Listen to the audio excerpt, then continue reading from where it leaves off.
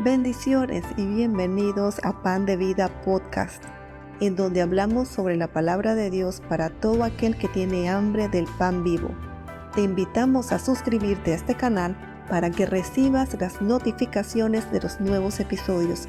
Y a continuación, el mensaje de hoy. Que la gracia, la misericordia y la fortaleza de nuestro Dios sean con cada uno de sus hijos. Que el Señor nos encuentre con corazones preparados para recibir la semilla de su palabra. Cuando pensamos en la obra de Dios, nos damos cuenta que es individual e interna en cada creyente.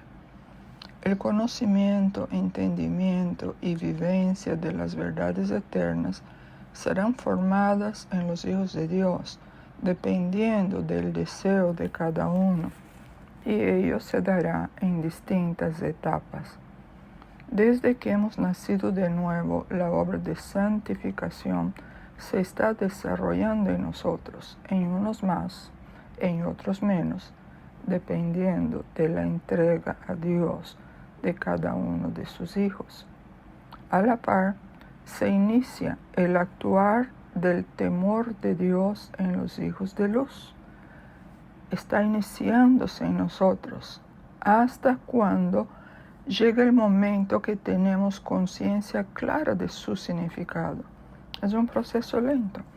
Ni siquiera nos damos cuenta de que el temor de Dios ya se deja ver en nosotros, aunque tenemos ese temor de Dios. En la vida cristiana podemos leer muchos libros, oír variedad de mensajes explicando el significado de tal o cual verdad. Sin embargo, hasta que el Espíritu Santo de Dios nos alumbre, trayendo iluminación sobre las verdades doctrinales conocidas, no podremos experimentar la vivencia de dicha palabra. En muchos aspectos de la vida cristiana, primeramente nos llega el conocimiento mental, teológico, doctrinal, y es deseable y bueno que así se dé. El problema estriba cuando el Hijo de Dios no sale de esta etapa. No debemos quedarnos solo a nivel mental, doctrinal, teológico. Debemos madurar espiritualmente, creciendo en el conocimiento, en la verdad y en el amor de Jesucristo. En la vida cristiana, el verdadero conocimiento y entendimiento se da en el interior del Hijo de Dios por la obra iluminadora del Espíritu Santo, y de allí empieza a ser vivenciado para el Hijo de Dios que se puso confiadamente en las manos de su Padre Celestial. Y eso es importante. ¿Por qué? Porque solo lo que viene del interior del hombre, dirigido por el Espíritu Santo de Dios, puede verdaderamente tocar el espíritu de otros hombres. Cuando el conocimiento es solo doctrinal, podemos asombrarnos con la elocuencia, el carisma del expositor y decir, ¡wow! ¡Qué tremendo mensaje! Sin embargo, serán solo palabras bonitas que pueden incluso inflamar las emociones, pero de allí no pasan. En cambio, las verdades reveladas y vividas por el expositor serán palabras vivas que, dependiendo del anhelo del receptor, le será de mucho o poco provecho. Cuentan que en una ocasión se dio un concurso de declamación. Los concursantes eran dos hombres, un joven y un anciano. La poesía escogida fue el Salmo 23. Cuando el joven finalizó su declamación, la multitud lo aplaudió de pie. Fue un éxito. Nunca habían oído una declamación tan impactante. Seguidamente, el anciano declama el Salmo 23. Cuando finaliza la declamación, el silencio en la sala fue sepulcral. No hubo aplausos, nadie se puso de pie. Y luego, en medio del silencio, se escuchó un llanto sordo que poco a poco fue creciendo, y pronto en la platea no había ningún ojo seco. Todos lloraban. ¿Cuál fue la diferencia entre el joven y el anciano? El joven conocía el salmo del pastor. El anciano conocía el pastor del salmo. Esa es la diferencia entre conocimiento mental y conocimiento iluminado, revelado. Oremos. Padre, acudimos a ti en esta ocasión como tu iglesia. Y como tu iglesia, Señor, honramos y exaltamos tu nombre.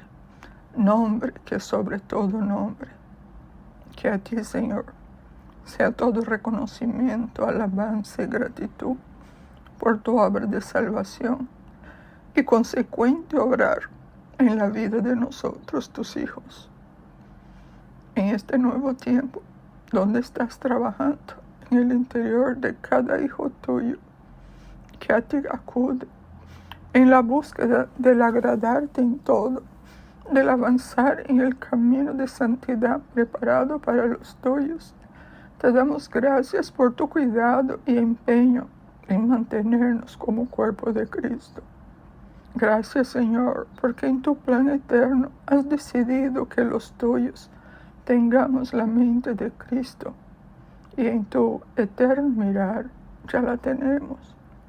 Por lo mismo, Señor, no queremos alimentar nuestras mentes con pensamientos vanos, fútiles, ni dar lugar a ideas que no te glorifiquen. En este nuevo día te pedimos, Padre, que tus pensamientos sean nuestros pensamientos. Muéstranos las áreas en las que hemos permitido que cosas desagradables a ti se apoderen de nuestras mentes y muchas veces se vuelven pensamientos recurrentes. Ayúdanos a resistirlos, rechazarlos, mientras ocupamos nuestras mentes con pensamientos, palabras, música y hasta imágenes que te glorifiquen, Señor. Ayúdanos a que pensemos en todo lo que es verdadero, honesto, justo, puro, amable, de buen nombre, digno de alabanza. Te lo pedimos en el nombre de Jesús, nuestro gran Salvador. Gracias, Padre, porque podemos entender lo que esperas de nosotros, de nuestra conducta. En todo y para todo, en tu palabra encontramos las respuestas que necesitamos. Gracias, Señor, por tu providencia diaria. Gracias por tus dádivas que nos alcanzan. Gracias por esta salvación tan grande. Gracias por tu presencia aquí con nosotros. Gracias, Señor. A ti, repito, todo reconocimiento, toda exaltación, toda la gloria, porque la obra es tuya. Gracias, Padre. Seguimos. ¿Alguna vez te has puesto a pensar en la grandeza de nuestro Dios? ¿Alguna vez te preguntaste, yo sé, cómo es posible que un Dios tan grande esté morando en ti? No tengo respuesta y no entiendo, pero sé que está. ¿Realmente has meditado en el significado de la salvación? No hay nadie que meditando en todo el significado de la salvación no caiga a los pies del Señor, estupefacto y maravillado ante nuestro gran Salvador. El pensar y meditar en el Señor nos va abriendo baúles de tesoros que ni siquiera podíamos imaginarlo. Atrevámonos a caminar por estos nuevos senderos. Es voluntad de Dios que cada día lo entendamos y conozcamos más. Hoy, como nos es usual, leeremos varios versículos. Obviamente, no nos detendremos exhaustivamente en ellos, por lo cual les sugiero que anoten las citas, después estudien, mediten en y con estos pasajes. Ya hemos visto en ocasión anterior que el temor de Dios es aborrecer el mal. Hoy veremos el temor de Dios y su relación con la sabiduría. Y también les digo, no es un estudio exhaustivo. El gran peligro que corremos si en nosotros no se ha empezado a desarrollar el temor de Dios es que no tendremos la sabiduría que viene del trono de la gracia. El principio de la sabiduría es el temor de Dios.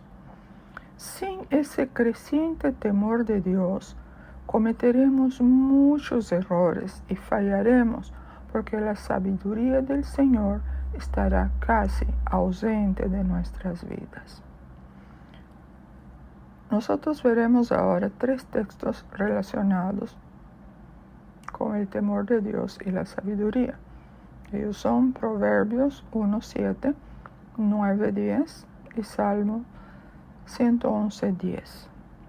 Proverbio 1:7, Reina Valera 60. El principio de la sabiduría es el temor de Jehová. Los insensatos desprecian la sabiduría y la enseñanza. Nueva Biblia Viva. Lo primero que hay que hacer para empezar a ser sabios es honrar al Señor. Solo los necios desprecian la sabiduría y la disciplina. Reina Valera 60, Proverbios 9:10. El temor de Jehová es el principio de la sabiduría, y el conocimiento del Santísimo es la inteligencia. Nueva Biblia Viva. Lo primero que hay que hacer para adquirir sabiduría es honrar al Señor. Conocer al Santo es tener inteligencia. Salmo 111:10, Reina Valera 60. El principio de la sabiduría es el temor de Jehová. Buen discernimiento tienen todos los que practican sus mandamientos. Su alabanza permanece para siempre. NTV. El temor del Señor es la base de la verdadera sabiduría. Todos los que obedecen sus mandamientos crecerán en sabiduría. Alábenlo para siempre. No se olviden de lo que la palabra dice. En la boca de 2 o 3 testigos se encuentra toda la verdad. Aquí tenemos 3 testigos. Proverbios 1:7, Proverbios 9:10 y Salmo 111, relacionando el principio de la sabiduría con el temor de Dios. Proverbios 8:12. Yo la sabiduría habito con la cordura y hallo la ciencia de los consejos. NBI. Yo la sabiduría convivo con la prudencia y poseo conocimiento y discreción. NBV. Yo la sabiduría habito con el buen juicio y sé dónde encontrar discernimiento y conocimiento. El temor de Dios, que es nuestro tema, está ligado, está unido al amor de Dios. El amar a Dios está ligado, está unido al temor de Dios. Y el pasaje que les voy a leer ahora es un pasaje digno de un estudio profundo, lo que haremos en otra oportunidad, Dios mediante. Proverbios 1, 28 a 31. Entonces me llamarán y no responderé. Me buscarán de mañana y no me hallarán. Y ahora viene la respuesta. ¿Por qué no responderá y por qué no lo hallará? Por cuanto aborrecieron la sabiduría y no escogieron el temor de Jehová. Nuevamente, unidos, sabiduría y temor de Jehová. Verso 30. Ni quisieron mi consejo y menospreciaron toda reprensión mía. Mis hermanos, el Señor nos reprende, el Señor nos corrige, el Señor nos disciplina, el Señor nos azota, el Señor nos enseña. No menosprecie todo lo que te pasa, situaciones buenas o malas que tú no la buscaste, pero llegaron a tu vida. Está Dios de por medio, Él está queriendo hacer algo. Yo no sé si será reprensión, si será prueba, si lo que sea. Pero si tú estás en las manos de Dios, todas las cosas que te ocurren tienen un propósito. No permita que tu corazón rechace el consejo de Dios, rechace la reprensión de Dios, porque eso es serio. No podemos pensar de Dios como pensamos de un ser humano. El ser humano se equivoca. Dios no se equivoca. Dios no se equivoca. Lo que a ti te pasa, Dios lo ha permitido con un propósito.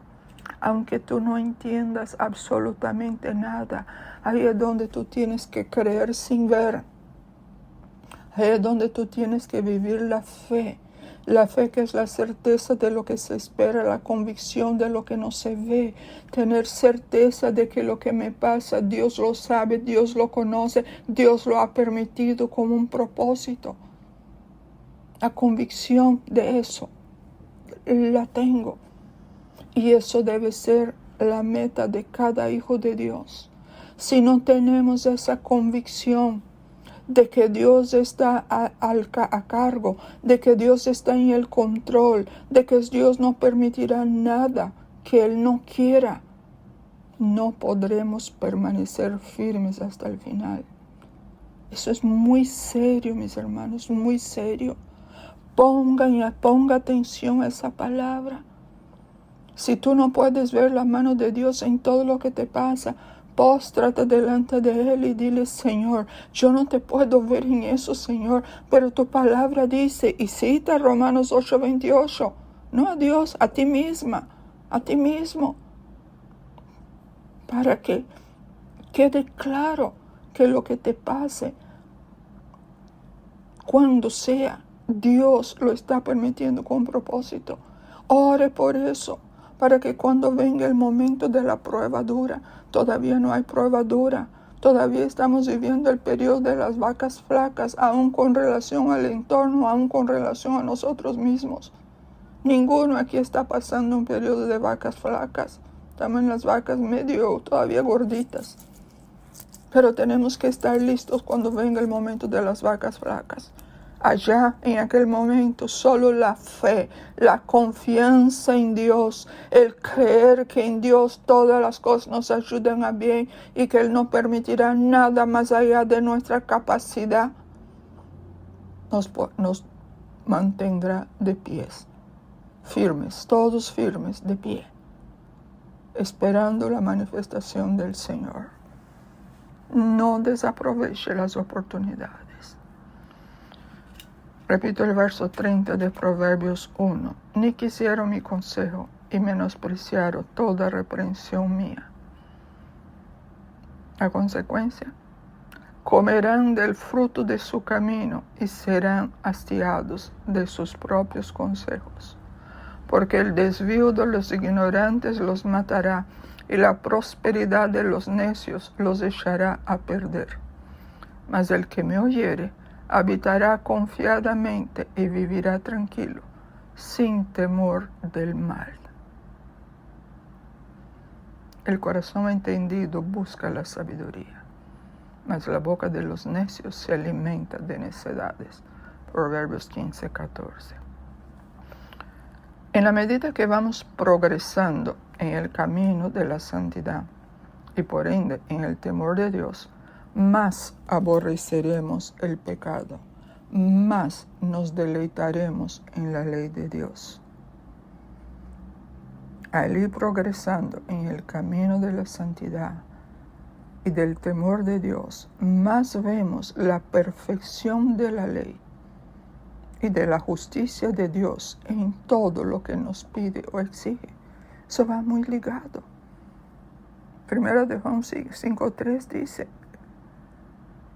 pues este es el amor a Dios, que guardemos sus mandamientos. Y sus mandamientos no son gravosos. Sus mandamientos no son pesados, no.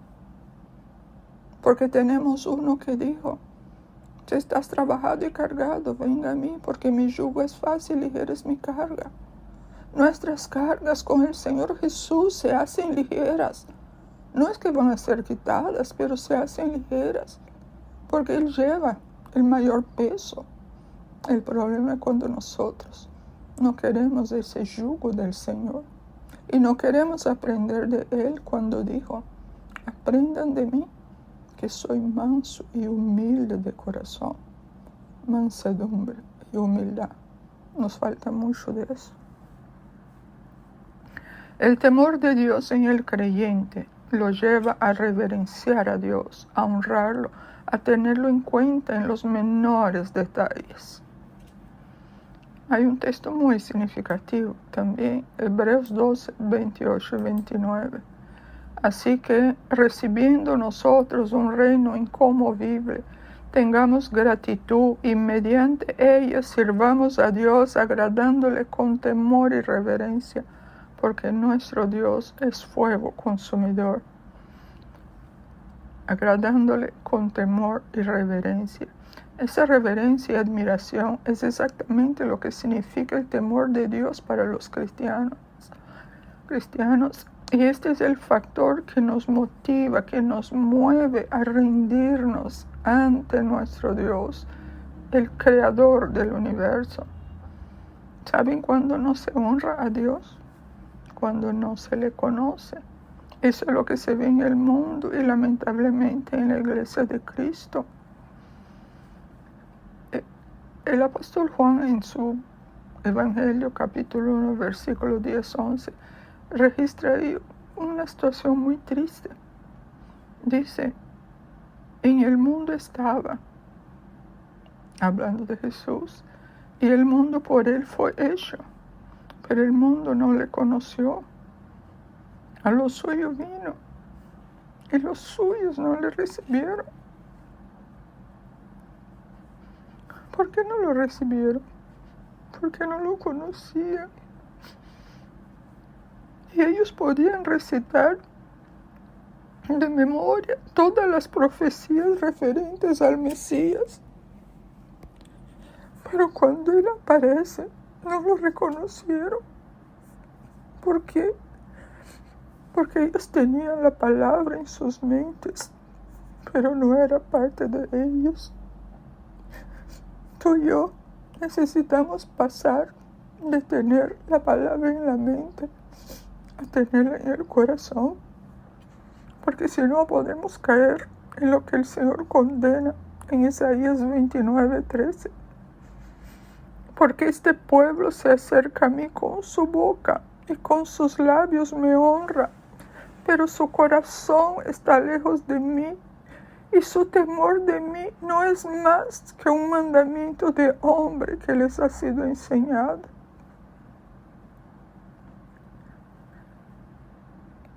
Ellos podían hablar del honrar a Dios, e incluso hacer acciones, realizar acciones que parecían que estaban honrando a Dios.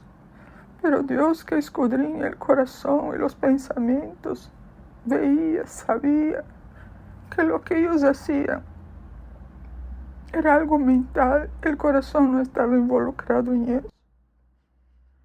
Y el temor de Dios que había en ellos era simplemente un palabrerío. Lo sabían de palabras, lo podían decir, pero no lo vivían.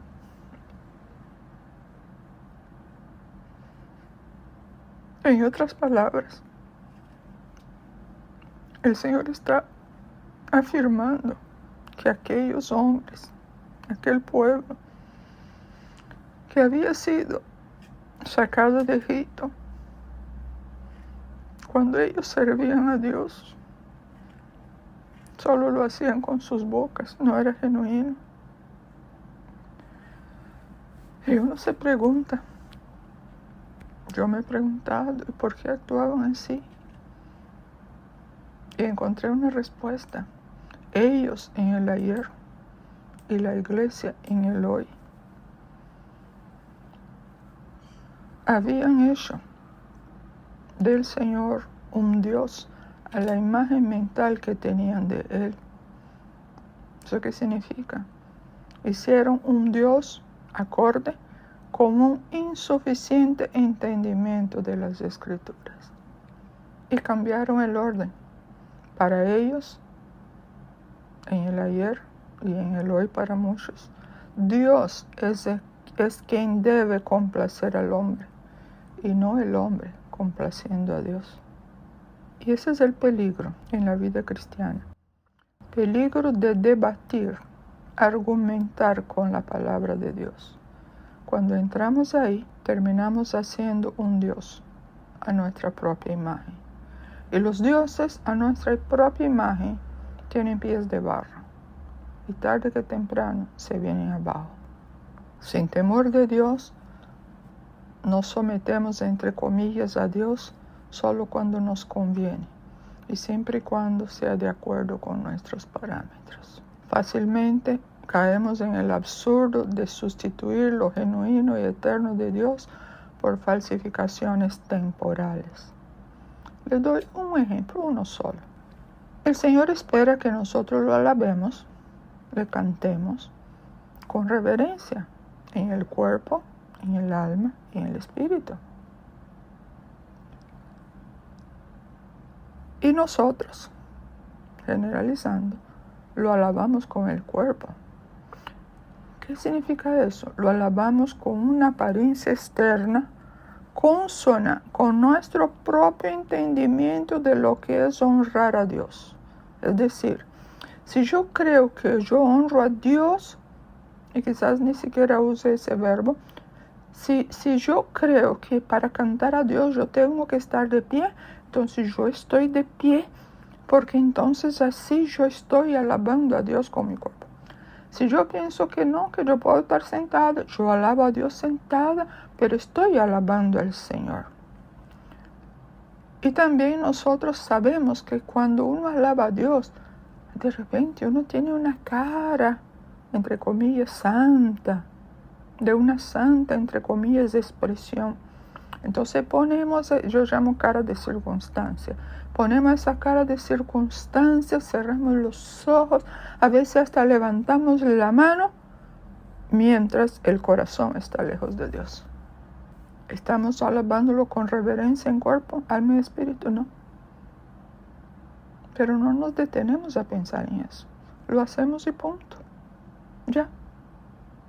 Y de repente viene una canción que nos gusta, entonces ahí como que nos avivamos un poquito.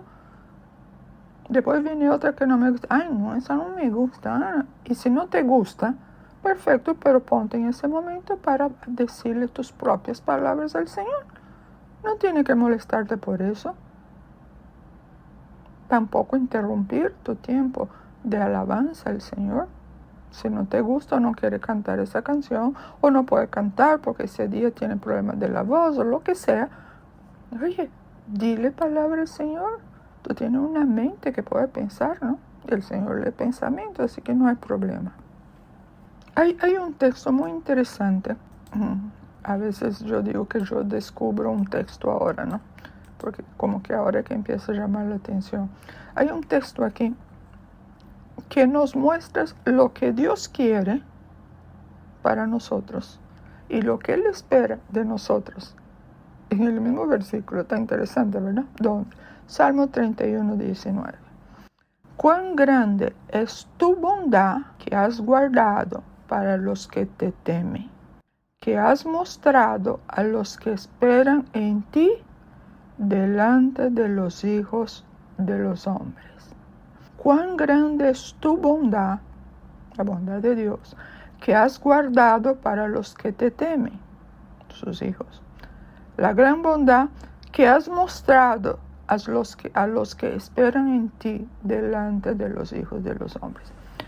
Dios quiere derramar sobre nosotros su gran bondad. Eso es lo que Dios quiere hacer. Él quiere derramar sobre nosotros su gran bondad. Pero ¿qué espera Él de nosotros, sus hijos? Que le temamos, que lo honremos, que lo respetemos.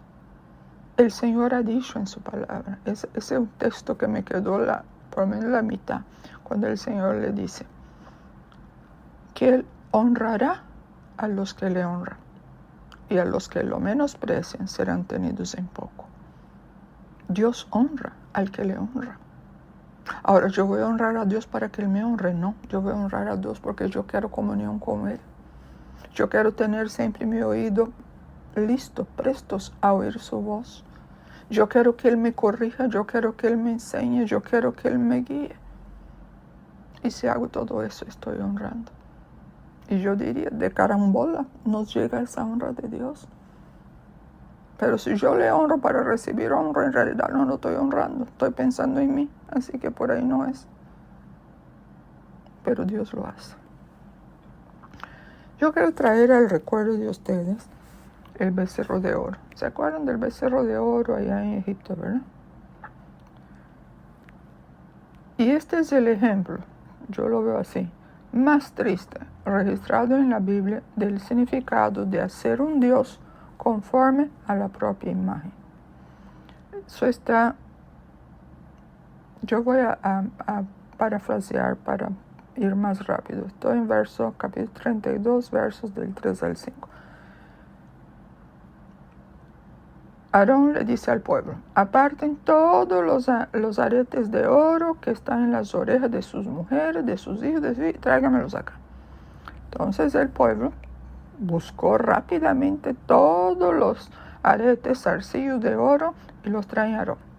Aarón los toma Aarón y le dio forma con buril.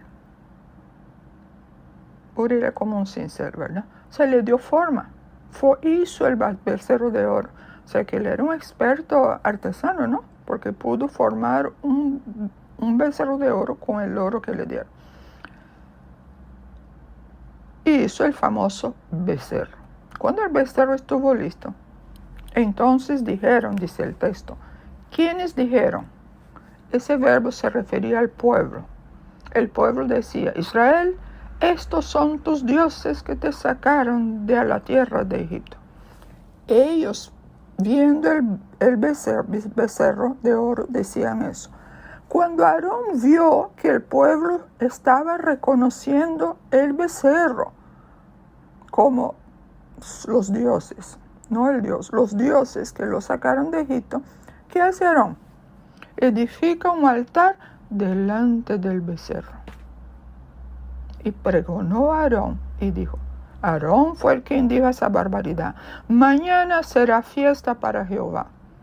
Y aquí no voy a entrar en detalles, pero él no usó ahí Elohim, que pudiera ser traducido como otros dioses, sino Jehová, que es el único nombre que en toda la Biblia solamente, absolutamente, se aplica solamente al único Dios verdadero. Y él usó esa palabra.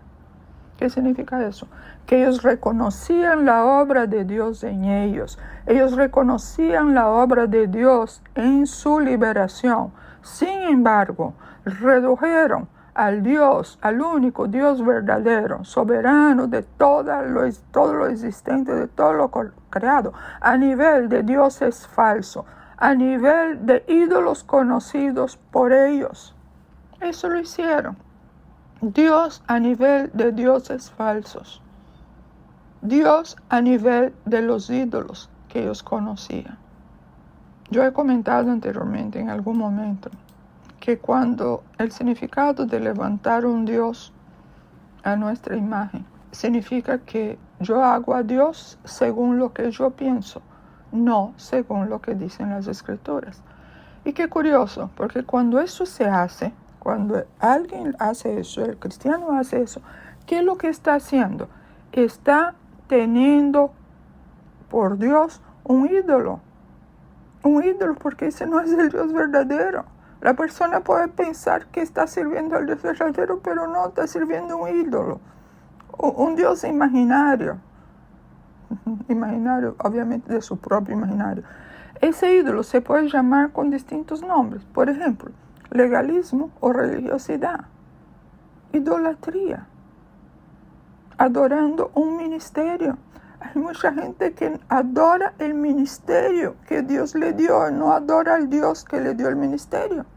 Entonces ese ministerio se vuelve un ídolo delante de Dios, porque se está interponiendo entre el Hijo de Dios y el Creador de todas las cosas.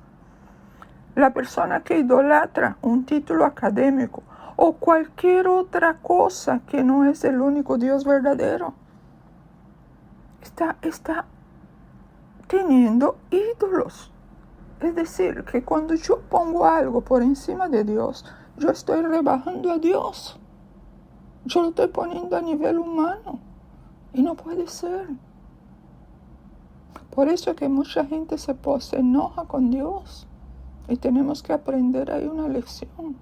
Cuando Dios le quita algo, se ponen bravo con Dios. Que el Señor te está mostrando ahí que ese algo que Él te quitó era más grande que Dios, porque donde Él te lo quitó, ahora tú estás molesto con Dios. Tienes que reconocer eso. Dios lo sabía, lo permitió para que tú te dieras cuenta. Y al dar cuenta, arrepiéntate. Pide perdón, de veras, el Señor te limpia, porque eso es maldad en el corazón. Tener a un ídolo como no es mayor que Dios. Regresando aquí al becerro, el Señor, conociendo cómo somos, personas muy volubles, nos advierte en 1 Corintios 10, versos 11 y 12. El contexto es cuando Pablo empieza a comentarles a los corintios todo lo que le pasó en el desierto al pueblo de Dios, ¿verdad? Y él cierra con estas palabras. Y estas cosas les acontecieron como ejemplo al pueblo del antaño, y están escritas para amonestarnos a nosotros, el pueblo de hoy, a quienes han alcanzado los fines de los siglos. Así que el que piensa estar firme, mire que no caiga. Mira, mis hermanos, Dios es experto en hacer caer nuestros ídolos. Tú pasas un buen tiempo y todo está bien contigo y tú estás feliz de la vida. Y entonces habla de Dios, anuncia las cosas de Dios de una manera, wow, que la gente te mira y dice, wow, cómo esa persona ama al Señor, mira cómo habla. Y de repente ya llegaste el tiempo que el Señor ahora dice, ok, ahora voy a trabajar contigo de una manera más fina. Y empieza el Señor a lijarte, porque tiene todavía muchas protuberancias, aunque no te has dado cuenta. El Señor empieza a lijar esa vasija. Empieza a lijar esa vasija. Y ahí va a salir realmente lo que tú eres. Lo que tú por mucho tiempo disimulaste delante de otros. Y no es que lo hiciste de caso pensado, no. Era natural en ti. Tú hacías, pensaba que estabas bien. Pero el Señor, que es experto en hacernos ver tal como somos, porque Él quiere que nosotros reconozcamos esas cosas, porque esas cosas nos separan de Él, entonces Él empieza a permitir cosas en tu vida que tú no entiendes. Y después de repente de ser la persona muy wow, muy amable, muy contenta, muy feliz, ahora te vuelve una persona amargada. ¿Y por qué? Porque está molesto o molesta con Dios. El Señor simplemente te está mostrando lo que hay en ti. Eso que tú ves ahora mismo cuando está en esa fase de queja contra Dios, de mal humor, de todo eso, el Señor está mostrando que esa es tu realidad. Eso es lo que tú eres a los ojos de Él. Tú no eres eso que la gente ve muy nice, muy wow, muy tremenda. No. Tú eres lo que Dios te está mostrando ahora. Y con eso el Señor está diciendo, y pese a todo eso, te he amado con amor eterno y te he prolongado en misericordia, pero necesito hacer la obra en ti para que tú cambies, para que tú llegues a ser en mi mano una vasija de honra. Ese es el trabajo de Dios y lo está haciendo y lo va a seguir haciendo, y oramos para que lo siga haciendo en cada uno de nosotros, aunque patalemos, aunque refugiemos, aunque hagamos de todo. Señor, no nos suelte, completa tu obra en cada uno de nosotros, Señor. Enfatizando todo lo dicho, recordemos que en nosotros, en ti y en mí, el temor de Dios debe producir en nosotros dos factores sumamente importantes. Primero, debe producir en nosotros la misma actitud de Dios hacia el pecado. ¿Qué significa eso? Que el temor de Dios nos lleve a aborrecer, a odiar el pecado. Y yo digo siempre pecadito, porque a veces todavía mantenemos eso que son pecaditos, que todo el mundo lo hace, eso no es la gran cosa. Ay, porque sí, porque yo soy buena, yo no fornico, yo no adultero, yo no digo palabrotas, yo no uso droga, yo no fumo, yo no bebo, yo estoy bien. Bien mal. Pero no quiere ver. El segundo factor, el temor de Dios debe producir en nosotros un profundo respeto y comprensión de la santidad de Dios, del poder de Dios y de la suficiencia absoluta de Dios para satisfacer las necesidades del hombre. Porque si no entendemos eso, cuando nos falte algo que nosotros consideramos como necesidad, nos molestamos con Dios. Una vez leí por ahí, no sé quién dijo, pero me encantó y la voy a repetir. Él decía, si tú estás orando por una necesidad y Dios no te la suple, es porque eso no era una necesidad a los ojos de Dios, no a los tuyos. Otro punto que quiero mencionar y dar énfasis. Es muy importante obedecer a Dios por lo que Él dice. Escuchen bien. Es sumamente importante obedecer a Dios por lo que Él dice. Pero, es aún más importante obedecerle por quien Él es. ¿Por qué? Porque cuando ponemos el énfasis en el ¿qué está diciendo Dios que yo debo hacer? ¿Qué quiere Dios que yo haga? Si mi enfoque es ese y no es ¿quién me está dando la orden?, nuestra perspectiva de las cosas está equivocada. Y te doy un ejemplo. Tú trabajas, tú tienes un compañero de trabajo, tú tienes un supervisor, digamos, y tú tienes un jefe. Un día, tu compañero de trabajo te dice, oye, tú tienes que hacer tal cosa. Te entra por un oído y te sale por el otro. Viene el supervisor y te dice, oye, ¿qué pasó? ¿Tú no hiciste eso? Ay, sí, lo voy a hacer. Y no lo hace. Pero cuando viene el jefe grande y te dice, haga eso, sí señor, inmediatamente lo hace. ¿Por qué? Porque tú sabes quién es el jefe grande. Tú sabes que a los demás que son chiquitos, tú no lo tienes que respetarlo. Aunque esas cosas son inconscientes, pero son inconscientes que se reflejan en las acciones que cometes. Pero con el jefe grande no te atreves. Es lo mismo que pasa con Dios. Cuando tú ves que es más importante obedecer a lo que Dios dice que hagas, al qué, tú dices, pero ahí es donde empiezan los argumentos. ¿Pero por qué tengo que hacer eso? Está bien, Señor, un día lo voy a hacer, pero todavía no estoy preparado para eso. Pero sí lo voy a hacer. Porque estás viendo el qué debo hacer. Pero cuando tú miras quién está dando la orden, quién te está diciendo que no hagas eso, aunque tú no entiendas papa, tú dices, ok, Señor, está bien, no lo voy a hacer. O voy a hacer. Es un cambio este cambio de qué para quién marca toda la diferencia del mundo en la obediencia del creyente. Y hacia ahí es donde tenemos que enfocar nuestros ojos. Porque a veces perdemos de vista quién es Dios.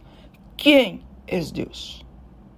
Y cuando vamos por encima de lo que Dios dice, nos estamos poniendo por encima de Dios. ¿Ve cómo eso es grave?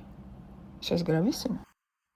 Por otro lado, cuanto más conscientes estemos de quién es Dios, empiece a orar por eso. Señor, yo quiero saber quién eres.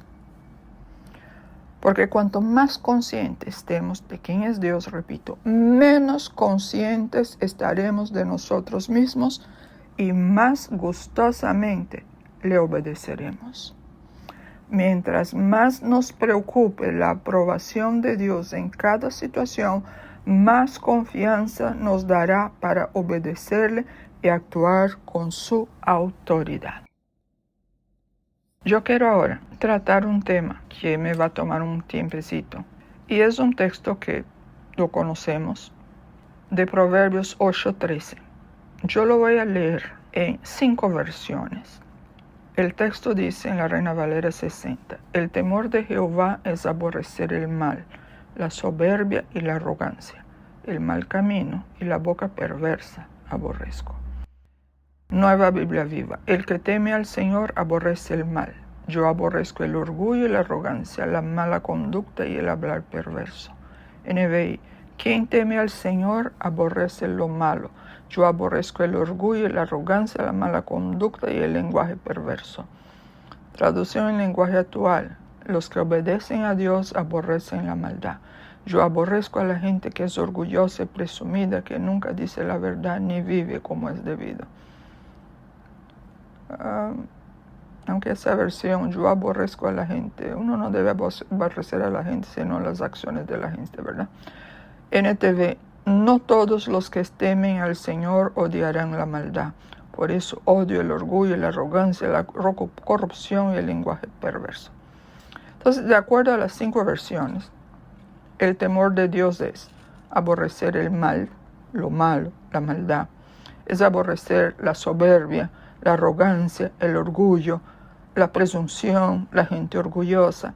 Es aborrecer el mal camino, la mala conducta, andar en caminos de mentira, la corrupción. El temor de Jehová es aborrecer la boca perversa, el lenguaje perverso, el no vivir como es debido, el hablar perverso.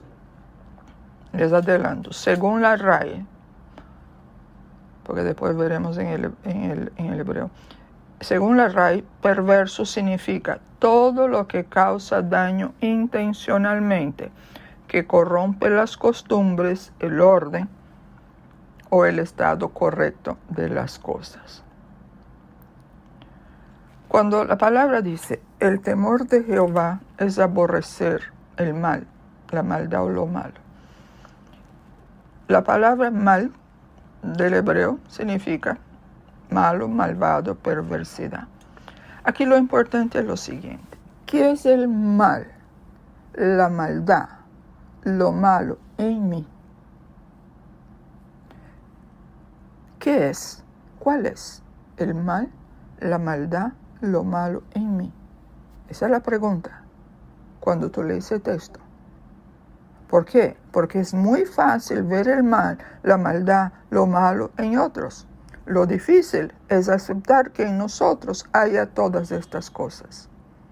Esta es la razón por la cual estamos y debemos seguir orando por el temor de Dios. Porque el temor de Dios nos lleva a mirarnos a nosotros como somos. ¿Por qué? Porque Dios nos va a alumbrar más con su luz y se cumple la palabra del Señor que dice, en tu luz veremos la luz. Nuestra preocupación cuando oramos en estos días para nosotros no es la maldad del mundo. El Señor advirtió que la maldad aumentaría. Nuestra preocupación debe ser el mal, la maldad, lo malo que hay en nosotros mismos. Si no identificamos cuál es el área donde cojeamos, ¿cómo sabremos orar debidamente? Mal es todo lo que Dios no aprueba, sea pequeño o grande. A este mal, sea cual sea, debo llegar a aborrecerlo. A este mal, sea cual sea, debes llegar a aborrecerlo. Y allí es donde entra la obra de Dios en nosotros. Obra esta que no es por nuestro esfuerzo, sino por la gracia de Dios, favor inmerecido de Dios a favor nuestro. Nuestra parte es reconocer el mal, lo malo, la maldad en uno mismo. Y si no tenemos convicción de pecado, pedirle al Señor que nos la dé. Cuando la convicción llegue, y llegará, pedimos perdón, el Señor nos perdona y nos limpia de la maldad de ese pecado. Y volvemos a caer, pero ahora va a ser menos. Y de nuevo, y poco a poco ese pecado va perdiendo fuerza en nosotros.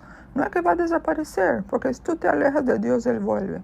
Pero mientras te mantenga aferrada al Señor, en una intimidad creciente, en una comunión creciente, estos pecados van quedando como bajo la luz de Dios. Significa eso, que Cristo está viviendo más en ti y tú estás viviendo menos. Tú estás muriendo.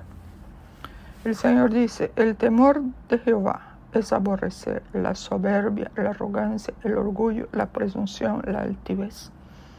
Cuando tú buscas el significado, es curioso. Soberbia, en el griego, hebreo se traduce como arrogancia. Cuando tú buscas arrogancia, porque también aparece, significa altivez, soberbia, orgulloso. O sea, que es la misma cosa, ¿no? Son palabritas, son sinónimos del orgullo. Mi pregunta es, ¿realmente puedes ver, percibir, notar el gran rechazo de Dios hacia el orgullo? Hasta que tú no veas eso, tú no vas a darle importancia al orgullo que está en ti. Por mucho que tú digas, sí, yo sé que tengo orgullo.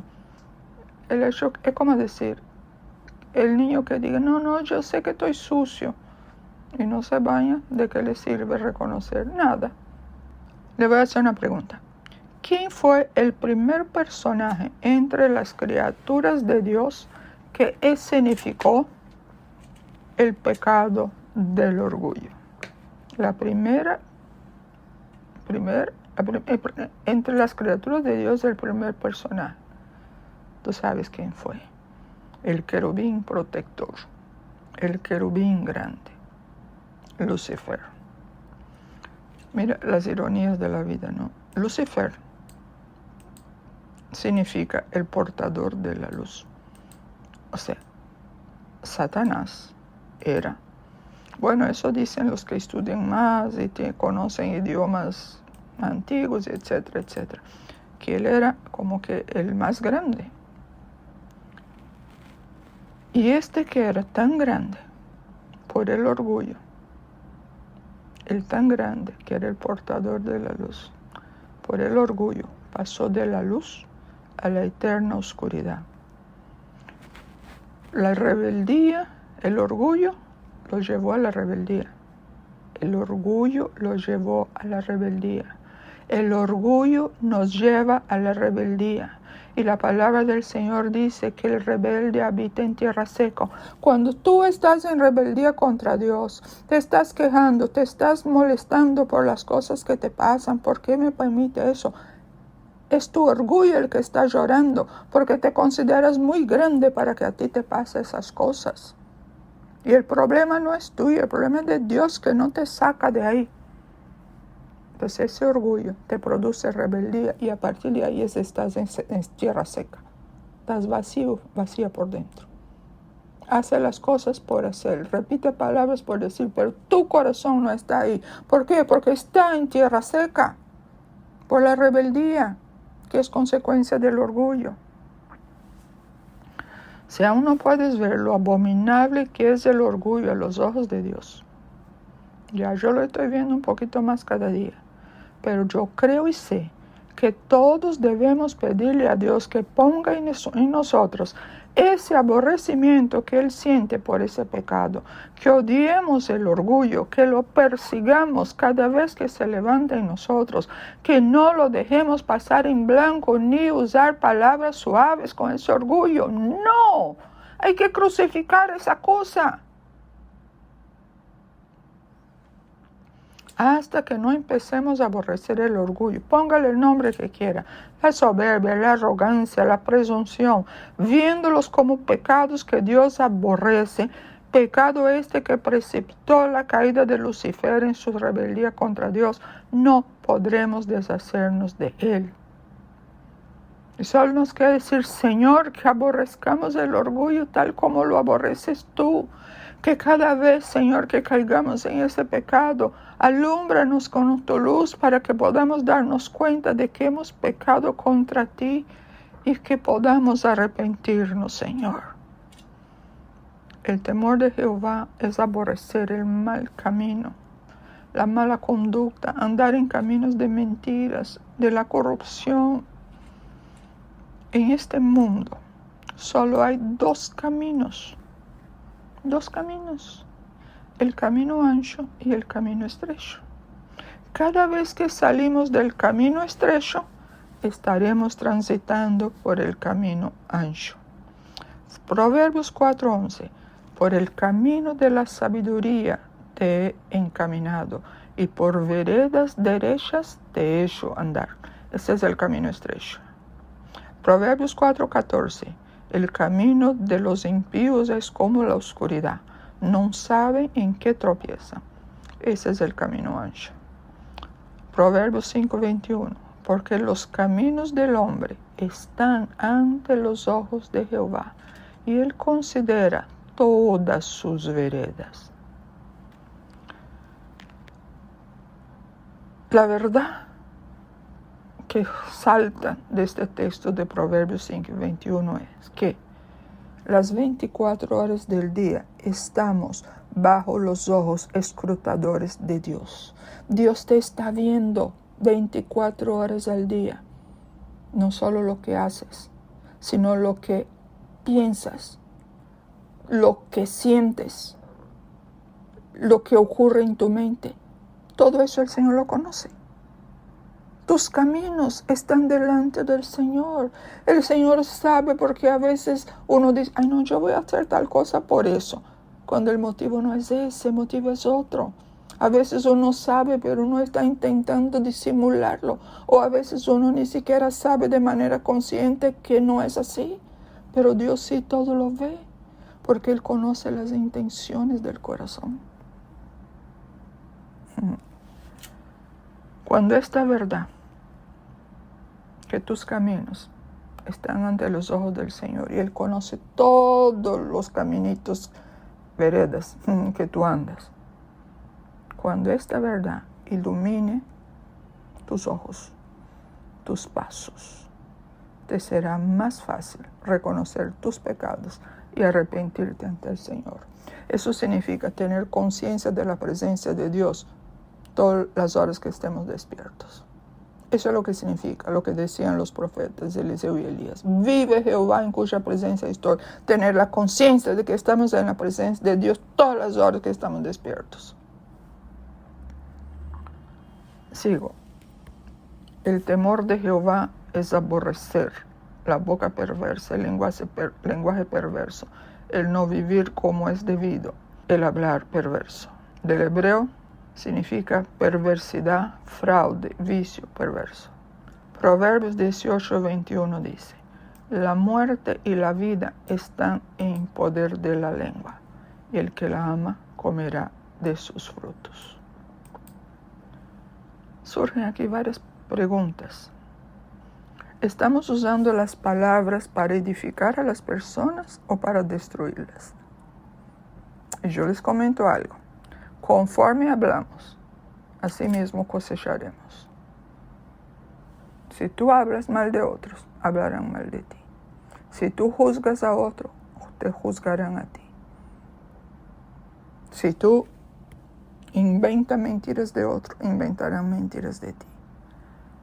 Tus palabras están llenas de odio o de amor, de amargura o de bendición, de quejas o de aceptación, de codicia o de amor, de victoria o de derrota, de luz o tinieblas. Cuando tú abres la boca, ¿qué sale de tu boca? ¿Luz o tinieblas? No lo sé. Cada uno tiene que examinarse. Y aquí quiero decirles algo. Huyan de las quejas. Huyan de las quejas. La queja es otra que junto con el orgullo debemos tener, porque la queja también es consecuencia del orgullo. ¿Cómo es posible que a mí me hagan eso? Cosas por el estilo. Huyan de las quejas.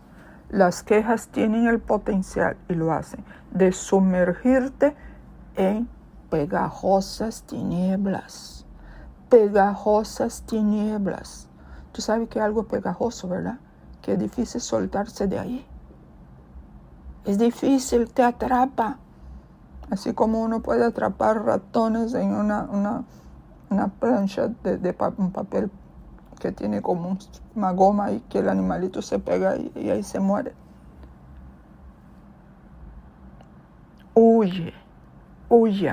Huyamos de las quejas. Ellas tienen el potencial y lo hacen de sumergirnos en pegajosa tiniebla. Y a partir de ahí todo lo que sale de tu boca es tiniebla. Y es pegajosa porque entonces se pega en la otra persona. Sobre todo cuando va un compañero de trabajo y se queja de otro compañero. Esa tiniebla se pega. Por eso que cuando uno oye a una persona quejarse, uno sale como si tuviera un manto de alquitrán encima de uno. Porque nos han llenado de tinieblas. Una cosa que el otro te llene de tinieblas, otra cosa que tú mismo te llenes. Nos estamos auto-boicoteando. ¿Eso qué es? Cuando hacemos eso, el diablo no tiene ni... El diablo se sienta ahí y está como, wow, está haciendo muy bien, no tengo ni que incentivarlo. Solito lo hace. Las palabras pueden hacer mejor nuestras vidas, pero también pueden hacer de ella un infierno. Y tú decides en qué entorno quieres vivir, luz o tinieblas. Imagínate el cuadro. Tú te levantas una vez, un día, y dejaste todo arreglado en la noche. La mañana cuando levantas y vas a la cocina, eso está ahí, vasos, platos, sin fregar. La primera reacción, ¿cuál es? O sea, mal te paras de la cama y ya de tu boca está fluyendo. Bueno, eso ya no es fluyendo, eso es como si fuera una inundación de tinieblas. Llenando tu casa de tinieblas, tú mismo, tú misma, ¿eso qué es? En cambio, tú puedes entrar, ver la cocina así y decir, ay Señor, no me gusta ver eso. Yo había dejado todo limpio. Ay Señor, voy a fregar, voy a hacerlo por ti, Señor. Cambiaste. Ahí no había tinieblas, ahí había luz. Si nosotros, que somos hijos de luz, no esparcimos luz, ¿quién lo va a hacer? Las palabras son tan importantes, estoy terminando, que en el tribunal de Cristo rendiremos cuenta de lo que hayamos dicho y de nuestras intenciones. Mateo 12, 36 y 37, palabras de Jesús. Mas yo os digo que de toda palabra ociosa que hablen los hombres, de ella darán cuenta en el día del juicio. Ay, pero yo no voy al juicio. Escuche el resto. Porque por tus palabras serás justificado, y por tus palabras serás condenado. Los que van al juicio del trono blanco, esos ahí no se justifican con nada. Ya están condenados. Ahí se va a definir el nivel del castigo. Acá, en el tribunal de Cristo, ya tú vas a estar justificado. Ya no vas a ser condenado. Pero por estas palabras ociosas perderás recompensas. 1 Corintios 4, 5. Así que no juzguéis nada antes de tiempo, hasta que venga el Señor, el cual aclarará también lo oculto de las tinieblas y manifestará las intenciones del corazón. Y entonces cada uno recibirá su alabanza de Dios. Eso aquí es serio, porque ¿qué va a aclarar lo oculto de las tinieblas ese día? Aquellas cosas que tú no has puesto a los pies del Señor pidiéndole perdón, tinieblas, van a salir en el tribunal de Cristo. Ahí las intenciones de tu corazón, la razón por las cuales hiciste las cosas, va a salir. Y ahí va a recibir la alabanza o no va a recibir nada. Efesios 4:29, ninguna palabra corrompida salga de vuestra boca, sino la que sea buena para la necesaria edificación, a fin de dar gracia a los oyentes. La palabra griega traducida como corrompida significa podrida o sucia, y originalmente hacía referencia a frutas y verduras podridas.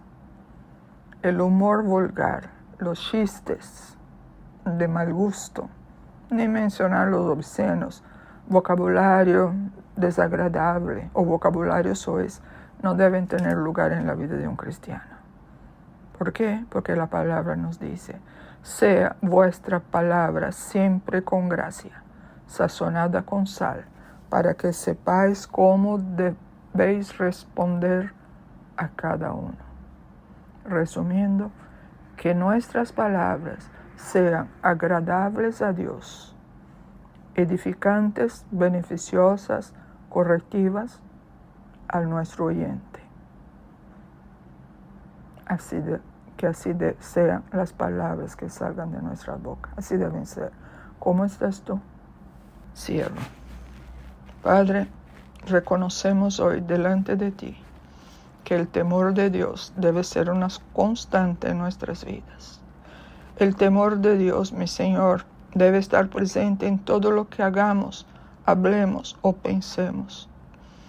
Que estas palabras que hemos visto hoy de Proverbios 8:13 sea una realidad en nuestras vidas.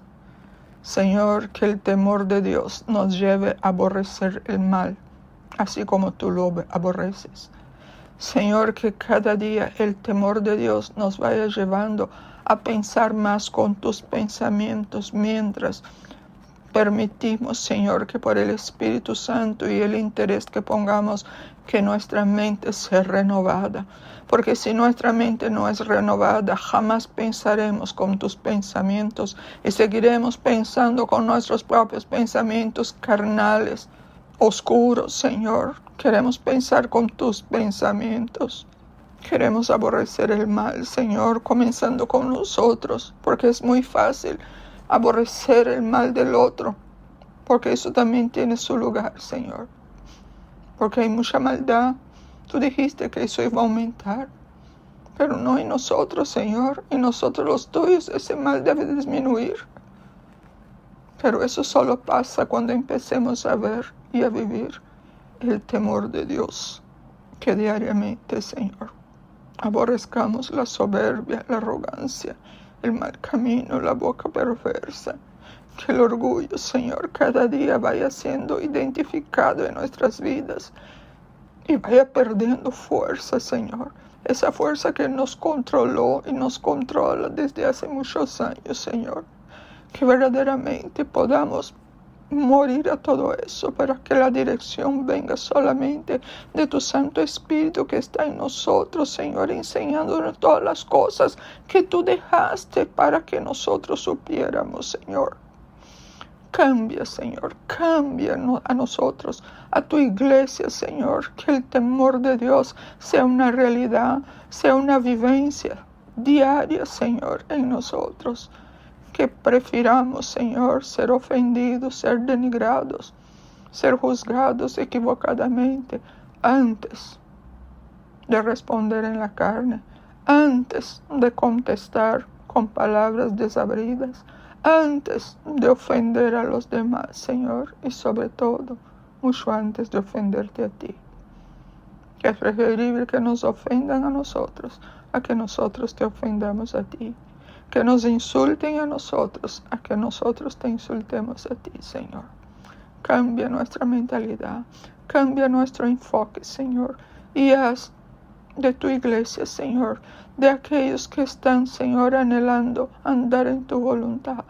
Veamos la realidad de tu palabra, Señor, lo que tú nos pides a nosotros, para que tú puedas seguir alumbrándonos con tu luz cada día más, Señor. Y te doy gracias, Padre, porque esta nuestra oración es conforme a tu voluntad. Y cuando es conforme a tu voluntad, sabemos que tendremos lo que hemos pedido. Y de antemano te damos gracias en Cristo Jesús, por Cristo Jesús, porque Él ha hecho posible que hoy tuviéramos el camino abierto, ningún obstáculo para llegar a tu presencia. Gracias, Padre, en nuestro gran Salvador, Jesucristo. Amén.